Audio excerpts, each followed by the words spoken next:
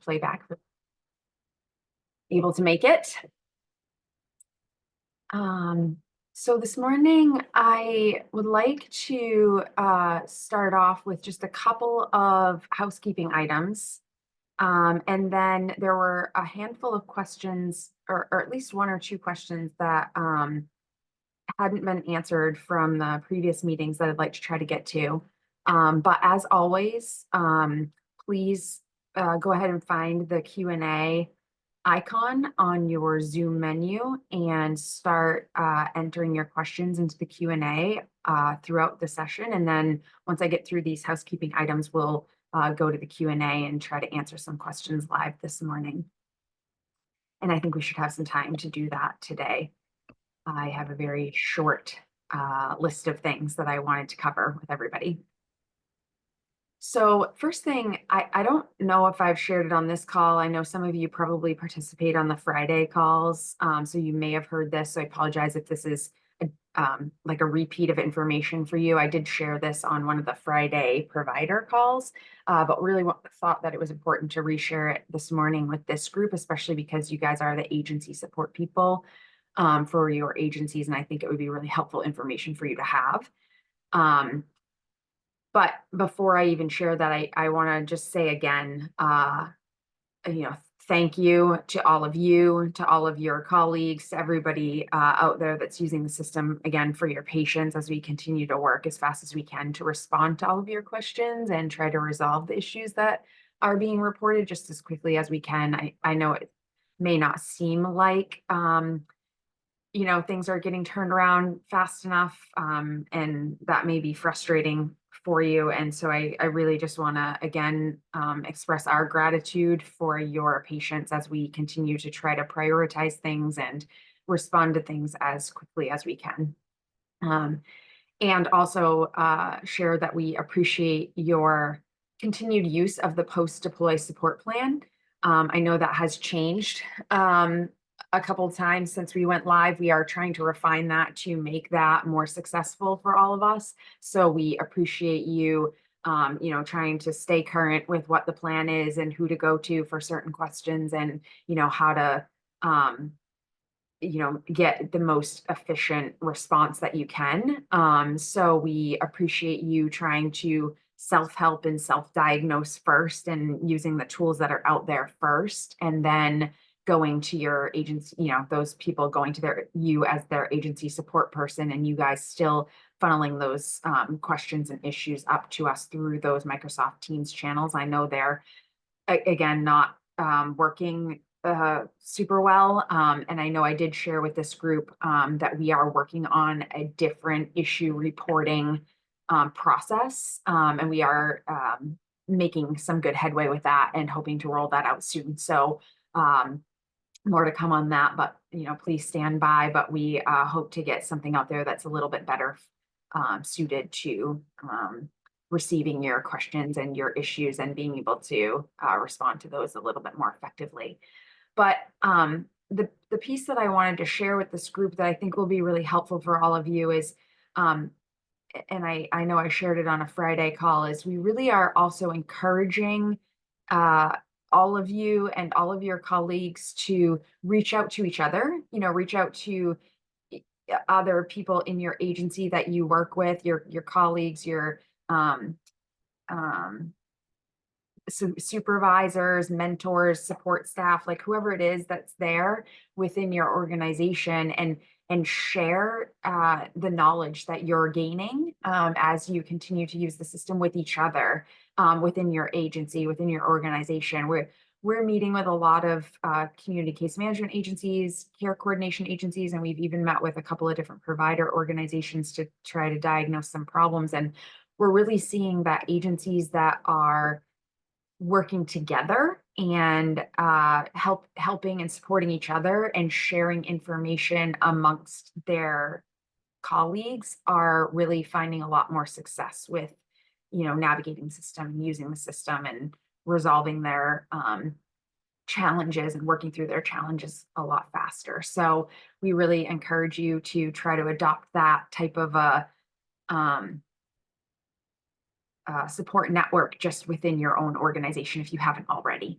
And for those of you that have, congratulations, because we really do think that that is helping a lot. And we are even finding that that's successful at ODES. You know, we are supporting each other. We are meeting as groups. We're sharing information with each other as we learn things. And, you know, again, hopefully the weekly emails that we've been sending out are sharing some of that information with you too, and helping you to navigate that stuff as well. But before we dive into questions, I did want to also share that we are pleased to announce that we did have a production deploy on Friday, the 5th, this past Friday. And we did resolve some of the several issues and some of the key priority issues that people were experiencing. So I did want to share that with this group so you had that information. And it will also be going out in the emailed communication either late tonight or first thing tomorrow morning. But in the reportable event arena, we've resolved a couple of issues there. So the big issue for reportable events was the category of dangerous situation, not having only having 3 types, and one of them not being like other. And so we did add that 4th subcategory of other that does exist now. So if you create a reportable event and you choose the category of dangerous situation, you will see a 4th subtype now of other. And if you select that subtype of other, it will give you an additional text field to describe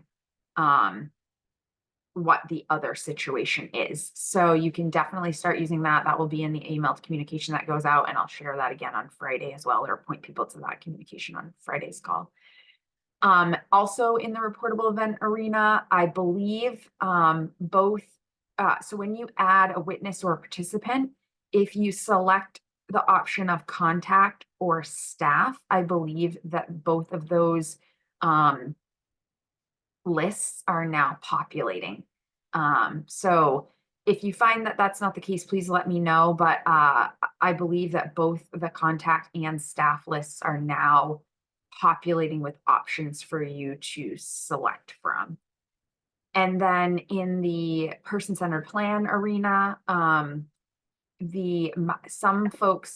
some individuals were seeing that some of their migrated PCPs, when they tried to open those to complete those PCPs, that they were just resolving to a blank white page. They weren't loading the content.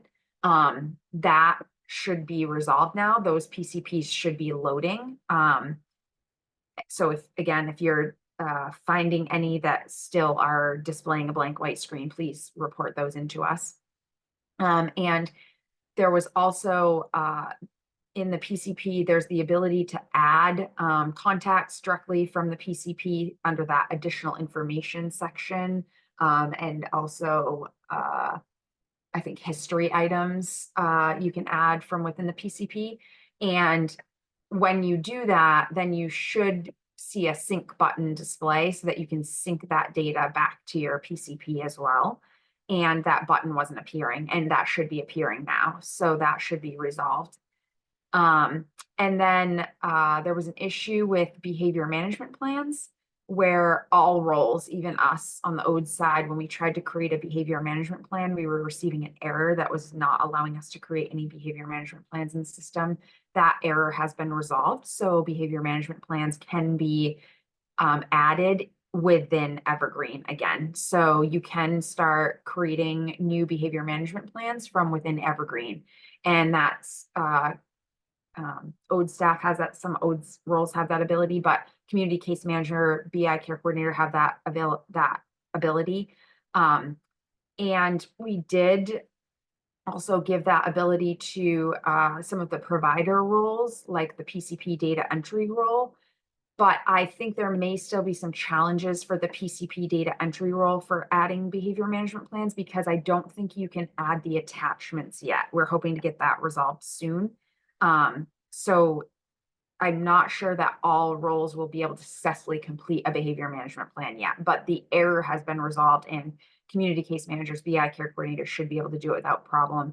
And I'll try to confirm whether or not that PCP data entry role has the ability or not, but I think there may still be a challenge for you, for those individuals with that role.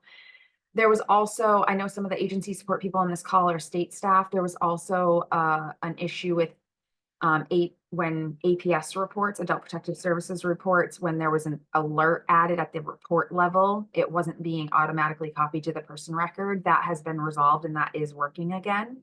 And then on the guardianship conservatorship queries front, there was a pending reassessment case plan approval query that wasn't filtering correctly, and that should have been resolved on Friday as well. And I will also say that we have a whole nother set of issues that's been resolved and are now in testing. And some of those are also related to some of the priority PCP issues that you're experiencing. And so we're hoping that those will pass testing and be deployed in the next week or two.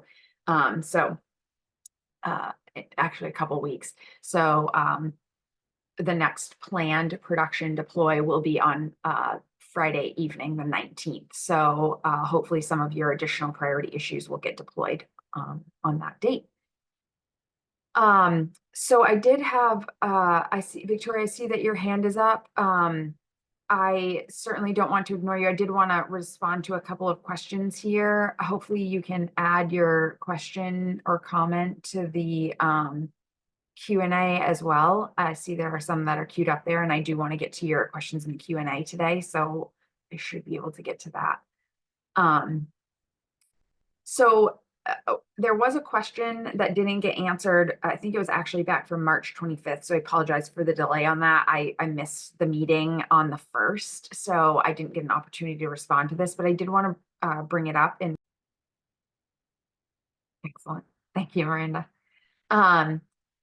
So there was a question about whether or not two supervisors could be assigned to the same location, that was something that could happen in EIS, but it didn't appear that that could happen in Evergreen. The question had come from Krista. So I did want to respond to that and let people know that unfortunately, no, Evergreen only allows one supervisor to be assigned. So per staff person, or worker user. So like you can have multiple people that are supervisors within your organization, but a staff person, a user of the system, can only have one assigned supervisor. So the way that you can still have multiple supervisors that are supervising the same set of staff within your organization is you can assign one of those supervisors to the case managers or care coordinator themselves in the system. And then you can have that supervisor set up delegation to the other supervisor. And so then that supervisor has the ability to log in on behalf of the assigned supervisor and see all of the case manager or care coordinators caseloads. So that's how that can work in Evergreen. So I think I'll end there. I think there were a couple of other questions that maybe weren't answered on the 325 or the 4-1 meetings, but I'll stop there and I'll move to the Q&A and try to respond to some of the questions in the Q&A this morning. And then if time permits, I'll try to circle back to some of those.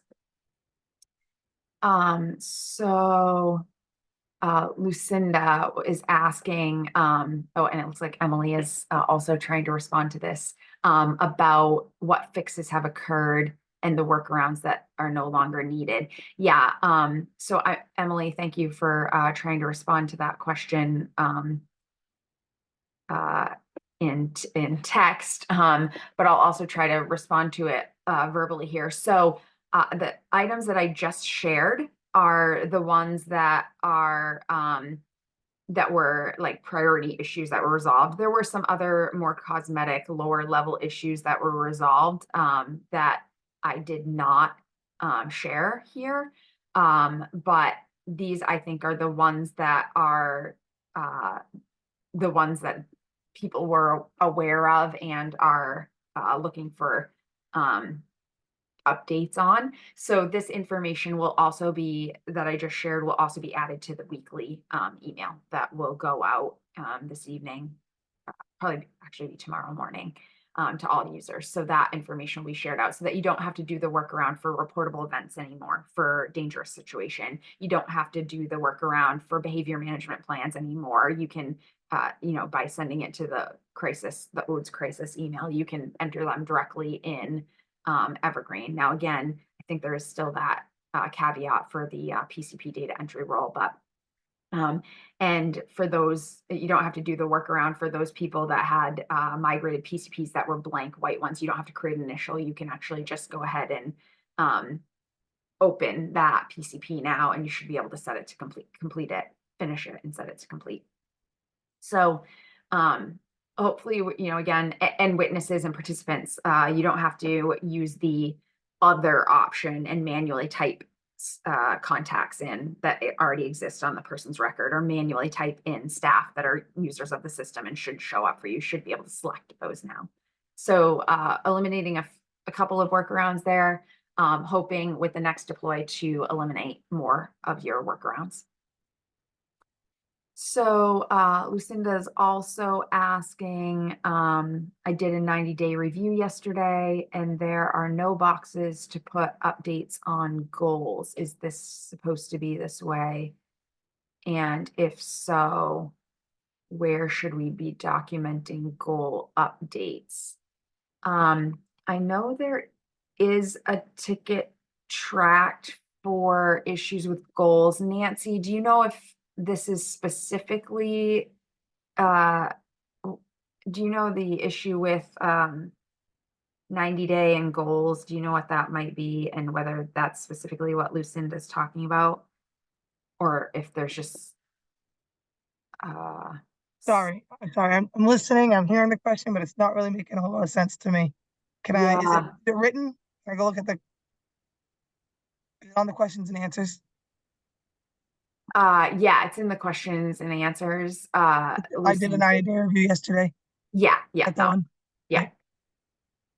Um, so there should be under when you do a 90-day review, um, Lucinda, so if you revise a PCP as a change type and you select the change reason of 90-day review, you should be able to go into each goal and open the goal and update the status of the goal. So, like when you originally add a goal to a PCP, it will come in a status of new. It will automatically default to the status of new. And so, when you go to do the 90-day review, you should be able to navigate to the My Life Planning section of the PCP, to the My Goals section, and you should be able to open up your goal, each goal, and you should be able to, under that, when you're in edit mode, you should be able to do that. And when you're in there, you should be able to change the status from new to in progress, or maybe at 90 days it's already achieved. You could set it to achieved. And there should be a field in there for documenting the goal progress, a text field. But I know there was an issue that was tracked around goals, and I don't know if it's related to that or not. We have not, I can say that we have not heard of any issues about being able to track goals or document Okay. Okay. goals in the 90-day review. So Okay. did have some issues with people not being able to add goals if they had a service. We worked through a lot of those situations with people, Okay. Yeah, that might be what I'm thinking of.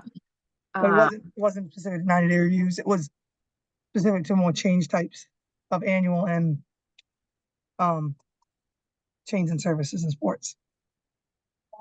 okay. Um, see if I can quickly do a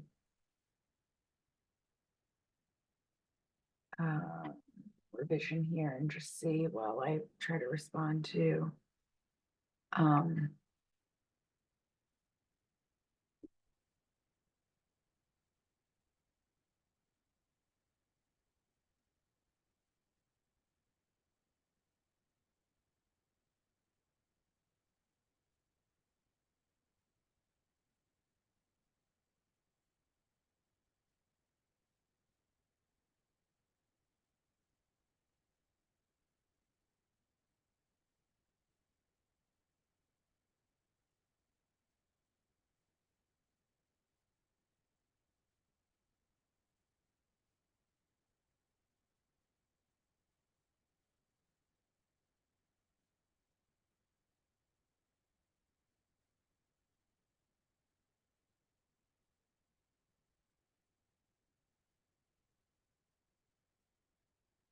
Okay. Um, all right, I'm actually gonna share my screen, Lucinda, and show you. Hopefully I can show you where this is. Ah, can't find my Zoom window. You guys are hidden. I lost you. All right, give me just a second here.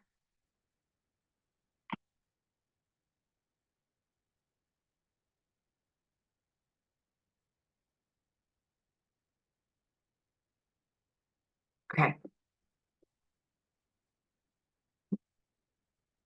Hopefully you can see my screen here, Lucinda. So I just quickly revised a PCP that's in here, and I put my PCP into edit mode, and I went to the my goals, and sorry, I when I revised it, I selected change type and I checked the change reason of 90-day review. And I went down to the goals and I'm in edit mode and I opened up this first goal here.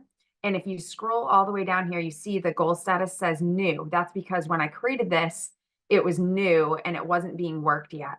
So when I update that from new to in process, I get this additional text field, summary of progress. That's where you would document the goal progress, and then you would hit save here. I don't want to have to go back and add all this data in here, so I'm not going to actually finish this, but then you would save this, then you would go to the next goal and do the same thing. So you're going to see it if your goal is in a status of in process, progress is occurring, continuing. But you won't see it if it's in a status of new, or you will still see it. You can set it to like achieved. So like at 90 days, maybe they achieved the goal and you would still see this field. But if you're on new, you're not going to see it. So you do need to change the goal status in order to get that. So hopefully that was helpful. So Misty is asking, is there a way to know who from my agency has access to Evergreen and what access they have? I'm fielding a lot of questions about logins and access. Yeah, Misty, it will depend on your role. So I believe if you have like the um, org admin role, um, then you can see all of the users for your organization and what locations they're assigned to and what roles they have under those locations, I believe. And if you were a location admin, then you would see all of the staff who are assigned to that location and then what roles they have while they're assigned to that location. So you may, if you're the person that needs to manage that, you may need one of those roles. I can also say though that we we had a security challenge with that role, so we've recently had to kind of turn that off temporarily. So right now I don't know that, or some of the permissions around it, so right now I don't know if you'd still be able to see that or not. I think you can still see that if you have one of those roles, but I'm not entirely sure. But you'd need one of those roles in order to see all of the staff that are assigned to your organization or your location and what their roles are. Kelly is asking, can you please review how edits are made to a SIP after it's been submitted for review? For example, if a case manager needs a change made in the SIP before submitting the PCP for state review, how does the provider edit the SIP with the requested changes or corrections? So I think, Kelly, you're saying you invited the provider to complete their SIP, and then they went in there and filled out their SIP and they submitted it back. They finished their SIP and they submitted it back to you as the assigned case manager so that you could review that with the person. And when you were reviewing that with the person, they were like, you found that some edits needed to be made to that service implementation plan in order for the person to uh, be willing to approve that plan. Maybe that's not exactly your scenario, but I think that that gets at what you're trying to say or ask. Um, so I believe that you can, as the case manager, I believe that you could um, go to that SIP and I think there's a status for, oh no, in SIPs, maybe there's not. I think you would need to revise that SIP as the um, case manager. So I don't know if I might have to I might need to take this back and find out definitively for you, Kelly, if you need to set it to plan implemented, like approve it and set it to plan implemented and then open it up for the revision, or if you can set it back for the revision without having to do that. So I'm gonna track this one. I don't know, Nancy, if you know if this has come up on any of your calls with Udaya. Right. I would have to do a little more investigating too. I'm leaning more towards the fact that you'd have to complete it I think to so. then go back and revise it. Yeah, I think you're gonna have to get it into a complete state and then revise it, but we'll take that back, Kelly. And And one of the reasons why when we did our the PowerPoint that we did on SIPs to make sure that, and I don't know what some of the changes are, they would be sending it back for requests for changes, but making sure that when that provider is filling it out, that they're answering it, getting everything in it they can think of and having it in there before they hit submit. submit. Yeah. Yeah. So that would be really important is kind of echoing what Nancy's saying is for providers to ensure that they're ready to submit before they submit so that you are getting a complete and final plan to review with the person. And Um, maybe an idea might be, and this could just throwing out there, that the provider could message the case manager, say, take a look at it, make sure it's got everything it needs to have before I before I submit hit it. submit. Yeah. But it's That just is an idea. Yeah, that is a possibility as well, but we'll definitely find out. I also see that Emily shared a little bit of additional information around service implementation plans as well, and just reminding people that providers shouldn't be invited to complete their SIPs until after the state review is completed. But we'll come back with some more clarity on that. Kelly, that was a good question. Chris is asking, what about the information that providers need to submit for behavior management plans? Will we be able to upload this or does it need to go through the CCM? So yeah, ultimately, Chris, you will be able to, as a provider, you will be able to create the behavior management plan and you will be able to attach the request form. And I think there's another attachment, but I can never remember what it's called, approval form or something like that. Um, you will be able to do that all yourself eventually, but and maybe you can right now. So I apologize if I'm giving some misinformation, but I think there's still an outstanding issue with attachments for PCP data entry role. So I think you could create the BMP right now, but I don't think you can do the attachments to it. So I think right now, as a provider, you still need to reach out to a community case manager or a BI care coordinator and give them those completed forms and ask them to add the BMP for you to the system. But once we get that attachment issue resolved, which we hope to be able to pull that into testing later this week, and then hopefully we can roll that out. If testing goes well, hopefully we can roll that out by the middle of the month. But again, I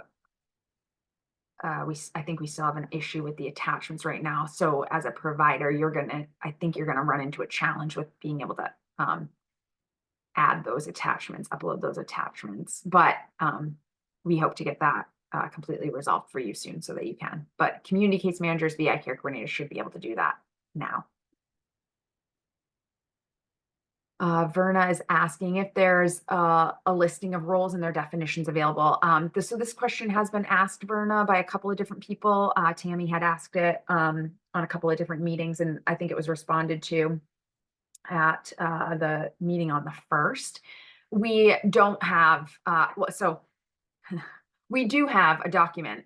It is not digestible. It is not human readable. Like, I can barely read it. So there's no way that we could share it out with you in its current form and have you understand it. So we are trying to create a simplified document that depicts each role and their level of access. But it's challenging to do that because the system has a lot of functionality and each role has a very finite list of forms that you can access, modules that you can access. And not only can you access them, but do you have the ability to only view them, or do you have the ability to view them and edit them? And within some forms, you even only have the ability to edit certain sections. So it's really challenging to put out a one-page document or a simplified document that says these are the roles and these are the level of permission that they have. So we are working on it. We do want to get that out for you. We know that that would be helpful for you, and probably help clarify some of the confusion that you're having with the roles that you're assigned and that kind of thing. But it is taking some time to get that done. But please know that we do understand that that is something that you need, and we are working on that, and we hope to get that done sooner rather than later for you. So Victoria is asking, the error where PCPs can't be put into the completed status is that if a prior PCP doesn't have a start or end date that was supposed to be fixed with this update but wasn't, what is the new projected fix for this? So it's I'm not sure, Nancy. Yep. This is the one where they're getting some error has occurred. Okay, some error has occurred. Okay, yeah. So apologies, Victoria, if you were told that it was going to be resolved with the Friday deploy. No one should be we should not be telling you that anything is going to be resolved until we know for certain that it's passed testing and that it actually got into the code in the deploy. So I apologize if someone had conveyed that that was going to be fixed with the deploy that happened on Friday.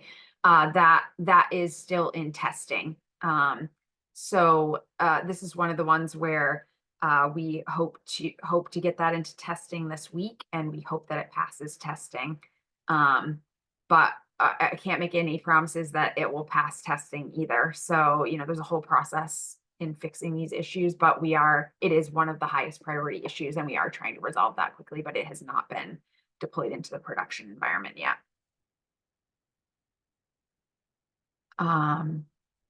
Jamie is asking, can you be assigned different roles depending on your location? Yes, you can. So the example here is for our 21 and 29, I need the provider authorization role that I have, but for 13, it sounds like I need the case manager role so that the supervisor can delegate to me. Yes. So the short answer, Jamie, is yes. If you are a case manager, if you have the case manager role at within your organization, you can be assigned at the case management location as that role. But if you also provide the if you also hold the provider authorization role and responsibility at specific locations within your agency, you can be assigned to those locations with that role. So that is definitely a concept, and that is possible. Heidi is asking, if a CCM is still getting error messages for completion requirements, such as medication dates, how do we work around this? It's for a 90-day review. Some clients do not take medications. I think, do you guys have a workaround for this, Nancy, on the 90-day review if they're getting the medication date error? We've simply, people are, it's a requirement moving forward that they have medication dates. We've been explaining to people that the rule is, usually it was only for psychotropic medications, but the rule is coming out of 34B, which does not designate psychotropic medication. So in order to fall into line with that rule, it's about all medications, any medications. And it's really about the medical-professional role. Is that what it's called? Role. One of them is a relationship role and relationship. The medical-professional role, I believe. And then the relationship would be a medical monitor. And it's important that that is in your contacts so that when you go to do your medication reviews, you can find that person and you'd use even your annual physical date to get past that. Excellent, thank you. Bonnie's asking, did the update make the migrated annual plan the active plan with the correct dates? That issue, Bonnie, has not been resolved yet, fully resolved yet. Again, this is one of the high priority issues that we are hoping to have that pass testing this week, and hopefully we'll be able to roll that out soon. But this is still being worked. This issue is still being worked where sometimes the correct PCP is not marked as active. That is one of the highest priority issues that's being resolved right now, worked and resolved right now, but has not been deployed yet. Megan's asking, will attachments tab come back? Yes, Megan, that's another one of the extremely high priority issues that we are hoping to pull into testing later this week, and we're hoping it will pass testing. So there are a few of these. These are the ones that seem to be kind of top of list for you guys and priorities for you guys. FEI was working to resolve them in the past week or two, and now we need to test them, and they need to be passing testing successfully without breaking other things. And if they do, then we'll be able to put them into the deploy on the 19th. But if they aren't working correctly or they're breaking other things, they won't get deployed into the deploy on that's planned for the 19th. And then they'll have to go into a future deploy. So can't make any promises, but we are trying to get the attachments item resolved as well in the upcoming deploy. Megan's also asking, can we get an update on the billing reports? When we'll be able to run the March one on our end? Yep. So reports is another item that we have been working on right now. I apologize, Megan. I don't know where that specific report. We had several priority reports that we've been working on, and I don't know where that one is right now. I don't know if that one's in testing or not, but that one is high on our priority list. However, for your February billing information, you should have received an email from my team with your exported in data so that you could do your February billing. And if we're not able to open that up for you to run it yourself for your March, we will also email those out. And actually, I think Lisa's going to follow up on that today and find out, and we'll likely be emailing out your March data because it is April 9th. And I know it's not resolved and available for you right now, but it might be, that report might be in testing. I just don't know. But because of the timing, I think we're going to try to send out your March billing data by email again. And then hopefully by next month, you'll be able to run it yourself. But we'll definitely let you know when the report has been resolved. The issues with the report have been resolved and it's available for you to run yourself. But again, we'll make sure that we're sending it to you if you're not able to do it yourself. Lucinda is stating that some of the assessments in EIS will not change pages when using the drop down to review pages within the assessment. So I think hopefully you really meant EIS, Lucinda. So you're talking about your read-only role in the EIS system, um, not letting you navigate to all of the dimensions, maybe. I'm not aware of that. If you could maybe send us an example of one of your EIS. Emily, do you have something to contribute here? I was Everyone, gonna say, I think that's an issue when using Chrome and EIS. oh, thank you. Thank you. So maybe it's a browser issue, Lucinda. So maybe if you use Microsoft Edge, it would work for you. Hopefully that would resolve that problem. Thank you, Emily. Kira is asking, in the last few days, I have on my dashboard a contact form at the top of the screen, and it looks like it's stuff from incident APS reports. Should a program manager have access to this and not the case managers? Yeah, Kira, you should not have access to the contact form. Lisa, are you on the call? Can I am. you go into the community case manager role, and Jean had removed the contact form from the community case manager role. It sounds like maybe somebody added that back. Can Yep. you? Yeah, I'm on. Thank you, Kira. Yeah, you should not have access to that contact form.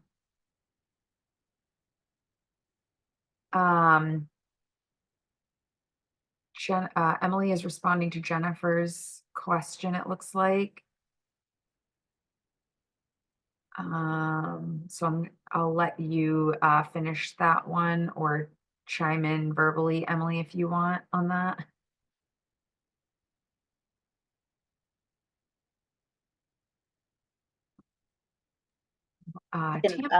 Sorry about that. I will Oh. certainly finish typing because I had a little more detail, but there was a question about how do you get the billable address fixed on a plan? And it sounds like there was another part of the question sent separately that I was pasting into the answer just to keep it all together. The person said the address for community support was picked, or they chose community membership, but it should have been community support. And does this matter? I was saying it sounds like you're talking about different tiers of community support. So the location seems like it would permit authorization, but ideally, I'd recommend confirming it's the right location when completing a SIP, and I'd recommend asking the case manager for this update when the member next wants to be making updates to their PCP. Thank you. Thank you, Emily. Tammy has a good question, a really good question that I can show you. So Tammy's asking, how can we find out what role we currently have? So I'm going to share my screen again really quick here and show you how you can find that. So every user of the system can find out their own role and what locations they're assigned to. But you can't see other people's unless you have a specific role, like you're a location administrator or an organization administrator. But when you're logged into Evergreen, over here in the upper right-hand corner is where it shows that you're logged in as you. And under there, you can click on this My Profile, and it will bring you to your user account profile. So it drops you into the profile tab, and that shows you like your staff member information, identifiers, phone numbers, addresses, email addresses, your notification preference if you want to receive your notifications to your email address outside of Evergreen, so that you know you need to log into Evergreen to get your notifications, languages, employment profile, supervisor relationships, like who your assigned supervisor is, and whether you have person assignment types. Depending on your role, you have the ability to edit some of these things yourself as well. You can edit your phone numbers and your addresses and your email addresses, and you can keep things up to date yourself on your profile. I have the super user role, so I can do a lot of other things too that you wouldn't be able to do. Like you can't edit your own supervisor, you can't edit your own person assignment types, that kind of stuff. But some of these other things you can edit. You can also see your account and that it's active, and you can reset your own password for your login. This staff responsibilities is where you can see what locations you're assigned to and what role you have under those assignment under those locations. So you as typical users won't have an organization role. You would click on it, there wouldn't be anything there. I have one, so I'm not going to go there, but you would go under this location, role, and program assignments. And if you're assigned to multiple locations under your agency, you'd see lots of rows here, but I'm just assigned at one location under the Office of Aging and Disability Services. So I just have the one row here. So I see that I'm assigned to the ODES Central Office under the Office of Aging and Disability Services Central Office. And that location has all these types. It's a state government agency. It also has access to developmental disability services, brain injury, other related conditions, and estate management. And it gives me the address for that location. And if I click this little caret drawer, it opens it up and it shows me that same information that I was seeing up above, but it also shows me what are my location assigned roles. So I have 2 roles. I have the ODES admin role, which is administrator role, and then I have this super user role, which is called assignment. But yours would say, like if you're a community case manager, it would say community case manager, or if you're a supervisor, community management supervisor, or if you're a SIP provider, it would say PCP data entry, or if you're a reportable event provider, it would say reportable event provider, or if you're a provider authorization provider, it would say provider authorization. You might have more than one. So you might be the provider authorization role and the PCP data entry role, or reportable events role and provider authorization role.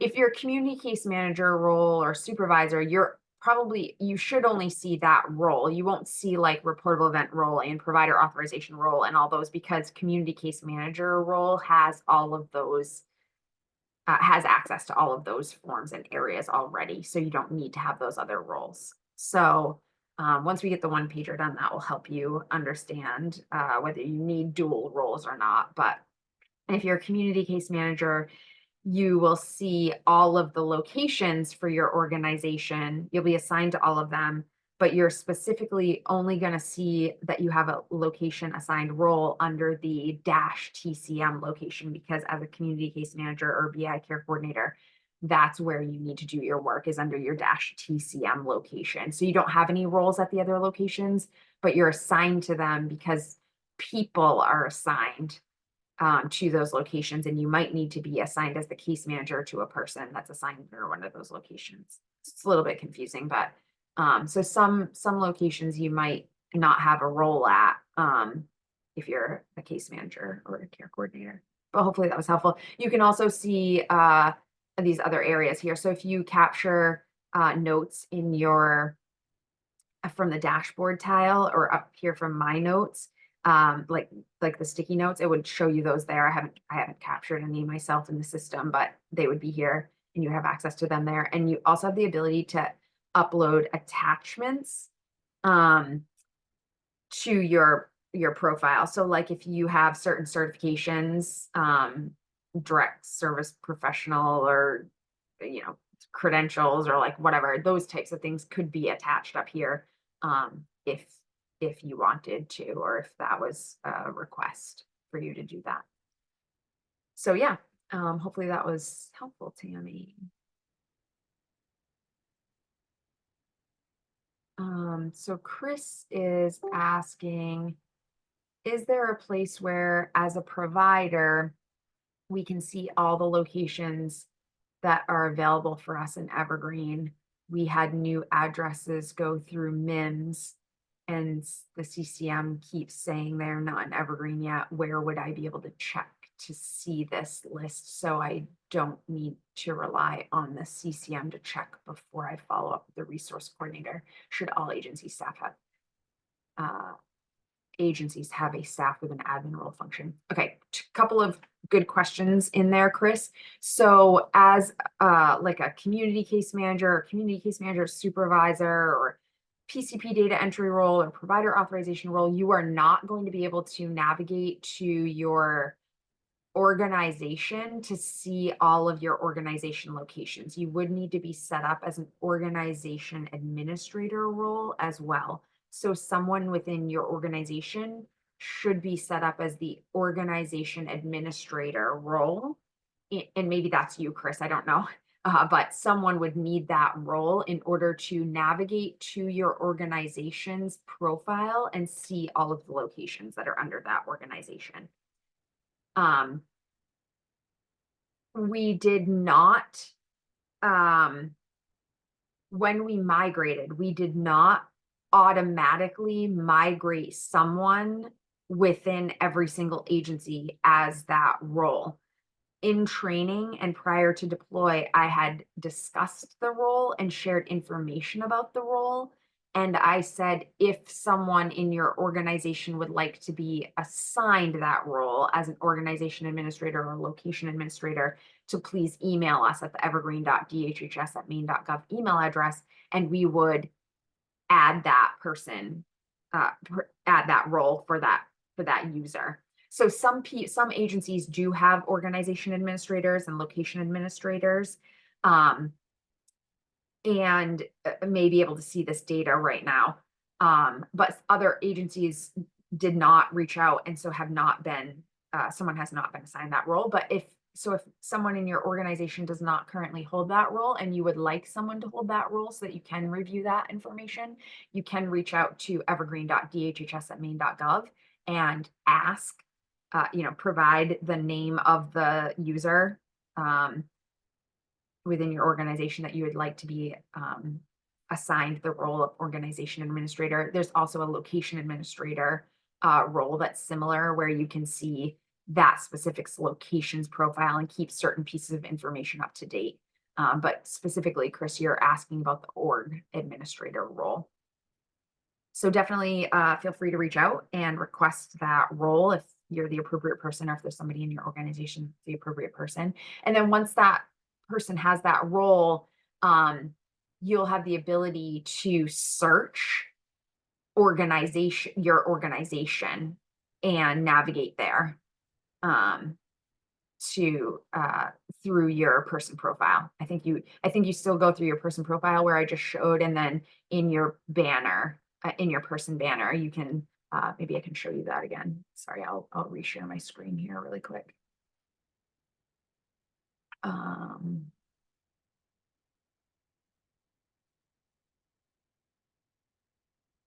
So once you have that role, Chris, or others who are interested in this, you would navigate to your person profile again, the same way that I showed up here under your my profile.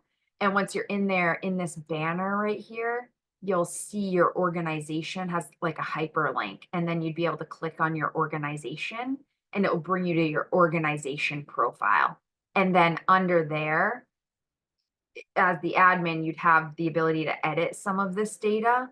Again, as a super user, I probably have the ability to edit more than that role does, but you'd be able to see the profile information, and then you'd be able to see this listing of locations.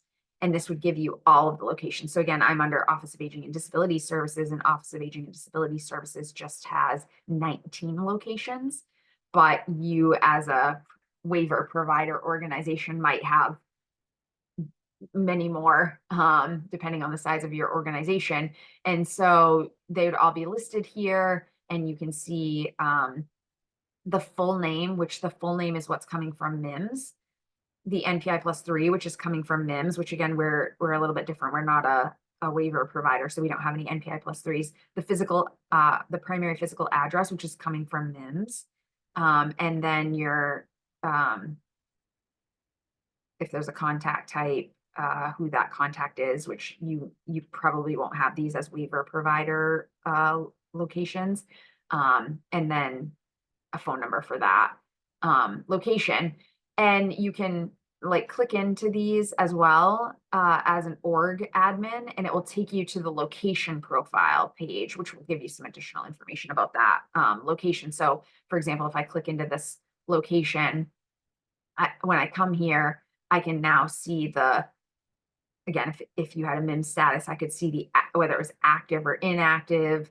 Not only would I see the full name, but I would see the doing business as name and the short name. And the short name is what came from EIS or what would match EIS for you. I'd also see like website URL if there was one. If you're a residential provider, you have the ability to manage your bed capacity here. There won't be anything there until you add it. We didn't have that data to migrate, but you could add that and manage that. You'd be able to see your identifiers. You won't be able to manage your identifiers, but you'll be able to see them. You'll be able to see your addresses. You won't be able to necessarily edit your addresses, but you'll be able to see them. You'll be able to see where they're coming from. Was it something that was added directly in Evergreen? Is it coming from MIMS? And then that way you can see like, where does this need to be edited? So if it says it's coming from MIMS, but it looks wrong, then you could go to MIMS and try to get it edited there. Phone number, same thing. You'll see your specialty type that comes across from MIMS. So if you're a Section 29 waiver provider, you'll see a specialty type of 78 coming across, and then you'll be able to see all the procedure codes that you're able to provide services for, and then your location type. You would be waiver provider if you're a waiver provider, etc. So definitely, if you don't have somebody already and you need somebody to be signed up as your org admin, you can request that at evergreen.dhhs@maine.gov. I realize we only have a couple of minutes left, but we just have a couple of questions. I'll try to crank through these quickly. So Kira is asking, when will we be able to run a report that informs us when assessments in Evergreen are due? I believe you should already be able to, when you say assessments, Kira, I think you're talking about like the comprehensive assessment and maybe person-centered plans. There is, if you're a community case manager or a BI care coordinator, there is a report that's available for you. And I think it's already in there. I don't know, Nancy, if this question has come up and you can confirm that, but I think it's already available to you to run. And it's called the Comp PCP Coming Due report. We haven't gone over that point. I So think I'm not it's already ready. there for you, Yeah. Kara. So definitely go to your reports tab and see if you have a Comp PCP Coming Due report. And if you do, that will inform you about those individuals that are coming up for their annual planning and need an annual comprehensive assessment and or person-centered plan. And there are different filters that you can do on there.